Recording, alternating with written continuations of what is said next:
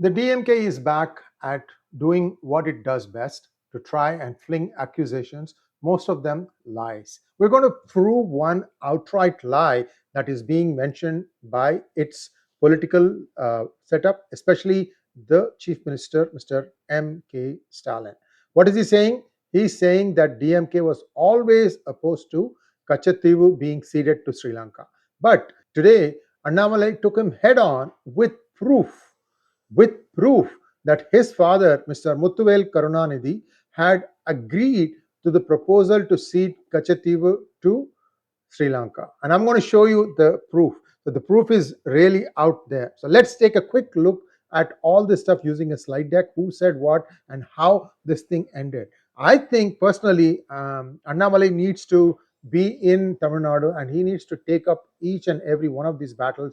I don't think he's going to get a lot of value add by going for 4 months to United Kingdom to learn international relations. What you need to in politics, you learn from the ground, not from any university. Especially most of these universities are bankrupt of ideas. Anyway, this is just my personal opinion. I don't know if Mr. Annamalai is going to decide to continue with that 4-month course. It's up to him, of course. So let's take a quick look at the slide deck. But before that, may I ask you all to please like this video. Thanks in advance. What you're seeing in the backdrop of the two people in the front, which is Stalin and Annamalai, is the Katchatheevu island, and or at least it's part of it. And it's a very barren island. It doesn't have much vegetation. It's got one church, and there is some sort of a festival that happens every year. People go there. Now, the way Katchatheevu was ceded to Sri Lanka, there were some agreements in place. For example, Indian fishermen could use the island to dry their nets. They couldn't stay there, but they could spend momentarily like a few hours for the nets to be dried. In fact, I have done a complete story about what happens, why the Sri Lankan authorities always confiscate or arrest the Indian fishermen. So what is the, we'll come to that in just one moment. What is the allegation that M K Stalin is laying at the door of BJP? BJP used Katchatheevu for election time rhetoric, says Stalin, seeks lasting solution to fishermen's arrest. This is where, you know the answer to this question and you want to just make it up as if you don't know. Why do I say that? Well, how many of you know that much of the mechanical trawlers, these trawlers can go and suck up the fish, including embryos, off of the coast of India? This has been happening for many years now. Today, there are no fresh fish to be had. And therefore, what happens? Now, the trawlers are there, but they cannot be engaged. By the way, who owns these trawlers? According to Dr. Swami, and you need to go back and look at some of his videos, these trawlers are owned by, and also the associated industries like food processing and storage and all that stuff, by many DMK and ADMK leaders such as 𝗤𝙭, T.R. Balu, Kanimori, and I can go on. So this guy knows who is actually owning it.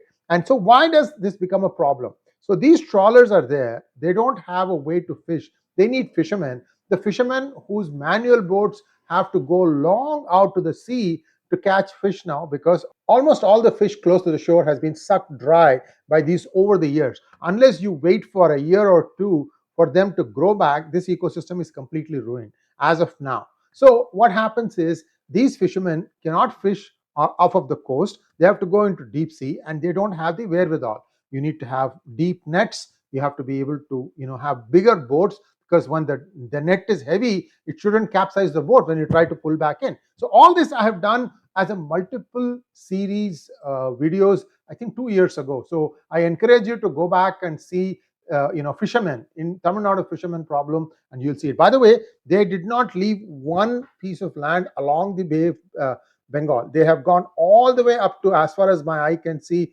everywhere off the coast you have a problem. This is not a problem that affects only Tamil Nadu fishermen. It's a problem that affects Andhra fishermen as well as Odisha fishermen and perhaps even West Bengal. So this is the problem. This is the statement of the problem. The fishermen don't have a job because they can't fish. What do? They go and take up menial jobs with these mechanical trawlers, and the mechanical trawlers in turn tell them, look, you need to go to the coast of Sri Lanka to fish these fresh fish or the special type of fish that is available off of the coast. So that stuff, having depleted itself of completely along Indian coast, now they are asking these people to go to the coast of Sri Lanka and fish there. When they do that, they are in violation of international waters. So what happens? The Navy of Sri Lanka picks them up and arrests them. So basically, this is the same set of politicians who are creating this problem, and then when they are caught, they make it an issue. This is like rocking the cradle and also pinching the baby. I've been saying this for a long time. This is not even funny anymore. So he writes to the EAM Jaishankar, urging him to take necessary concrete steps. What concrete steps are there? But when you are repeatedly violating the international laws, what concrete steps do you expect them to do? So these are all things that will not be discussed in the vernacular media in Tamil Nadu, because the entire media is a slave to this DMK parties. If it is not to DMK, it will be to the ADMK. If it is not either, it will be to one of the partners, again back to the Dravida ecosystem. So this is where I see as a challenge for the Bharatiya Janata Party. They need to have 10 Annamalais, really raking up all these things, educating people the real truth behind some of these statements. On top of that, he lays it on. Third term, BJP is in power and they have not been able to come up with a meaningful solution for this. Well. They do have a solution. They are waiting for 2026. I believe BJP will officially announced that Katchatheevu is back to India, because that is going to be one of the trump cards that they will play, and at that point of time it will be too late. So now what happens? DMK, first of all, they have this huge illicit liquor deaths problem. To try and distract the people away from that, to take their attention away from that, what is Mr. Stalin doing? He's talking about Sengol with one of his sidekicks, who, thanks to the largest of the DMK party, one from Madurai, and he's also talking about Katchatheevu. Here, Annamalai was quick to respond. What did he say? He said the minutes of the meeting between the Foreign Secretary of Government of India and the former CM of TN, Thiru Karunanidhi, revealed that he was fully aware of the ceding of Katchatheevu to Sri Lanka and was inclined towards accepting the suggested solution. Today, his son, M K Stalin, is lying through his teeth to the people of Tamil Nadu that DMK was staunchly opposed to the Katchatheevu. So he said, having put the lives and livelihood of the TN fishermen at risk for decades, I told you why, DMK refuses to apologize to the people but seeks recourse for their mistake. What do they want? That Indian fishermen be given complete freedom to go and fish off of the coast of Sri Lanka? What happens to the Sri Lankan fishermen? Where will they go? So these are all things that, they look, I am telling you again, this is exactly like rocking the cradle and pinching the baby. Now, he should know that PM Modi has been taking constructive steps. Now, here is the proof. Recalling the talks he had in New Delhi with the Chief Minister on 13th October 1973 and with the Chief Secretary and other officials of Tamil Nadu government in Madras on 14th October 1973, before the Indo-Sri Lanka official level talks in Colombo on 15th and 16th October 1973. Foreign Secretary said that the purpose was to keep the Tamil Nadu government fully informed of the developments in the talks with Sri Lanka and get the benefit of the views and suggestions of the Tamil Nadu authorities. Now, what happens? Point number 14. The Chief Minister indicated that he was inclined to accept the suggested solution. Then he also says, for obvious political reasons, he could not be expected to take a public stand in favor of it. The Chief Minister, however, assured Foreign Secretary that he will help keep the reaction at a low key and would not allow it to be played up. Foreign Secretary appreciated this gesture and stressed that nothing should be done to embarrass the central government or turn the affair into an issue before the center and the state. This is the kind of politics that the Dravida parties indulge in.